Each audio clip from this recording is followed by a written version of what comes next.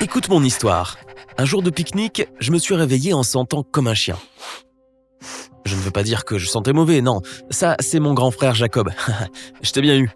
Non, je veux dire que je me suis réveillé et que je pouvais tout sentir, exactement comme un chien. Mais avant même d'ouvrir un œil, je savais que quelque chose était différent. C'était une chaude nuit d'été et je rêvais que je nageais dans l'océan. J'étais un garçon normal avec un nez normal, je respirais l'air salé quand tout à coup, les vagues d'eau de mer sont devenues des vagues de parfum. Je nageais dans une mer d'odeurs. D'abord, j'ai humé l'odeur des poissons et des algues. Ensuite, des vagues de crêpes grillées ont déferlé sur ma tête. Je flottais au gré des courants dans les senteurs de beurre fondu et de sirop d'érable. « Jérémy, le petit-déj est servi !»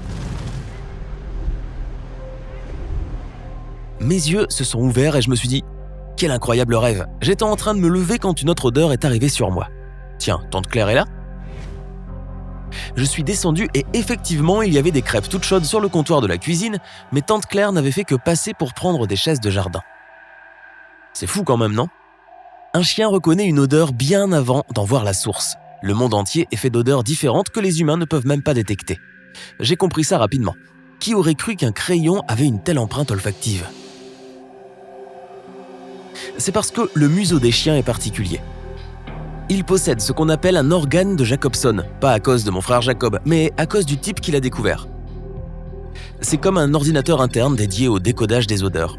Certains animaux en sont dotés et d'autres non.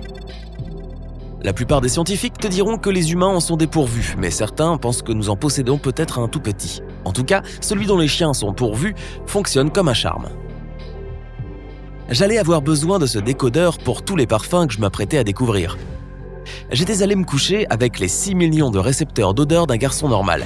Mais je m'étais réveillé avec une super truffe qui en avait plus de 300 millions. C'est 50 fois plus. C'est comme de passer d'1,50 m, pas trop gringalé pour un enfant de 10 ans, à 76 mètres. C'est aussi grand qu'un séquoia géant. Et c'est beaucoup plus grand que la tour de Pise ou que le château de Cendrillon à Disneyland. En poids, ce serait comme de passer d'un bébé chat à un lion. Un lion qui, au lieu de manger une crêpe, en dévorerait 50. J'avais l'impression de pouvoir en ingurgiter tout autant. Parce que, tout comme nous, l'essence de l'odorat, du goût et de la faim sont tous liés chez le chien. Les bonnes odeurs nous donnent faim et ces crêpes sentaient vraiment trop bon. La seule chose qui me dérangeait dans mon nouveau-né, c'est qu'il était toujours humide. Je veux dire qu'il était tout le temps plein de mucosité et pas seulement à l'intérieur. Ma mère m'a regardé d'un air bizarre et m'a tendu un mouchoir. « Chérie, tu te sens bien ?» Je ne me suis jamais senti mieux. Je n'allais pas lui raconter ce qui m'était arrivé pendant la nuit. Et je n'allais certainement pas essayer de lui expliquer pourquoi j'avais besoin que mon nez soit mouillé. Le nez de ton chien est tout visqueux parce que ça aide son odorat. Et ce n'est pas tout, ça aide aussi pour le goût. Cette humeur visqueuse absorbe les molécules chimiques contenues dans les odeurs et un chien peut les sentir sur son palais. Bref, je pouvais goûter ces crêpes avant même d'en avoir pris une. J'en bavais littéralement, comme le chien de Pavlov. Mais je pouvais aussi goûter un peu la poubelle. Berk. On ne peut pas tout avoir. Après le petit déjeuner, ma mère m'a dit de remonter dans ma chambre m'habiller pour le pique-nique. En passant devant la chambre de mon frère, j'ai senti quelque chose. Il était parti en colonie de vacances, alors j'ai décidé de suivre l'odeur. Berk, des baskets. Non, pas là. Quelque chose dans son bureau. 3e tiroir en bas à droite. Avant de l'ouvrir, je me suis approché et j'ai expiré par le nez pour remuer les molécules qui se trouvaient là. Ensuite, j'ai inspiré les odeurs qui volaient tout autour de moi. Oui, c'était bien là-dedans. Un ruban pour cheveux ? J'ai reniflé encore une fois. C'était celui de Michel, sa camarade de classe. Il disait toujours qu'il ne pouvait pas la supporter. Oh, Jacob était donc secrètement amoureux. Quand il reviendra de vacances, il fera mes corvées pendant une semaine. Jérémy, dépêche-toi, on va être en retard. Ah oui, le pique-nique. C'était le 70e anniversaire de ma grand-mère Juliette. Et toute la famille se réunissait pour fêter ça. Je me suis habillé, je me suis brossé les dents et nous étions tous près devant la porte. J'avais hâte de voir le gâteau. Il faisait très chaud ce jour-là. Alors on avait baissé les vitres de la voiture. Pendant tout le trajet, j'étais submergé d'odeurs. Cette personne a récemment tondu la pelouse. Et quelqu'un dans cette maison est en train de faire rôtir du poulet ? Non, de la dinde. Le vieux monsieur Durand doit revenir de la pêche. Son camion pue le poisson, les vers et la mousse. On va passer devant la maison de mon meilleur ami, Michael. Ah, il n'est pas chez lui. Et tu sais quoi? On dit que les chiens aiment renifler les choses et marquer leur territoire. Et non, moi je n'ai rien fait de tel. Je n'en suis pas encore là. Tout ce que je veux dire, c'est que je pouvais sentir tout un Facebook canin autour de moi. Ça ressemblait à peu près à ça. Tous les chiens du quartier font pipi ou postent des messages sur les arbres, les buissons et les bouches d'incendie.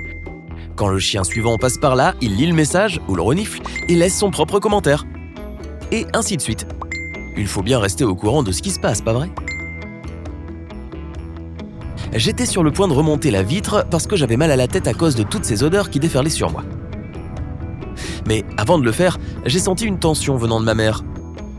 Oui, ton chien peut sentir tes sentiments et ton humeur. Quelques instants après ça, elle a arrêté la voiture.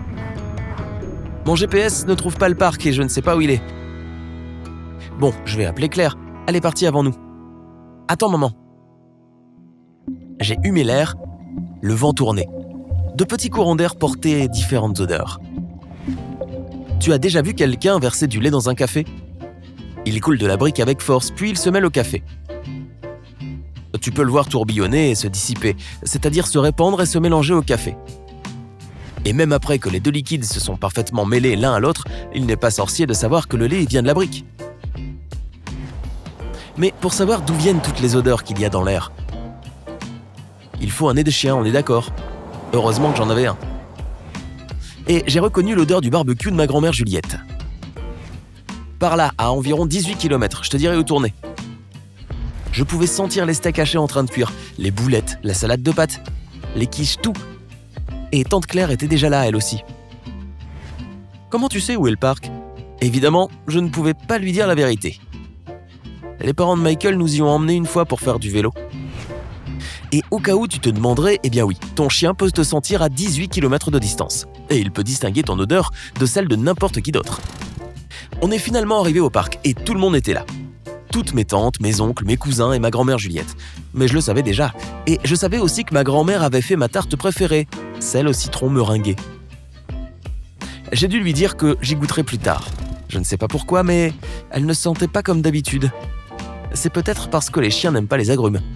Mon nez n'en voulait pas. On a mangé, les adultes ont discuté et les enfants ont joué à lancer des frisbees. Mais non, je n'en ai pas attrapé un avec mes dents. Ce n'est pas comme si je m'étais transformé en vrai chien, hein. À renifler les fesses de tout le monde et à me rouler dans la boue. Burk. Et puis, j'ai senti la panique et la peur venant de l'endroit où étaient les adultes. J'ai levé les yeux et j'ai vu ma mère courir vers nous. « Vous avez vu votre cousin William ?» Non, je ne savais même pas à quoi il ressemblait. Au pique-nique de l'année dernière, ce n'était encore qu'un bébé. Tout le monde était paniqué. Ils se sont dispersés et ont cherché partout. Ma grand-mère Juliette tenait une couverture avec des camions de pompiers dessus. Ça devait être celle de William. Avant même que ma grand-mère puisse réagir, je me suis penché. Tu sais comment je fais maintenant. J'ai expiré, les petites molécules ont remué autour de mon nez et j'ai reniflé. Lessive, écran solaire, beurre de cacahuète et le petit William. J'ai humé l'air.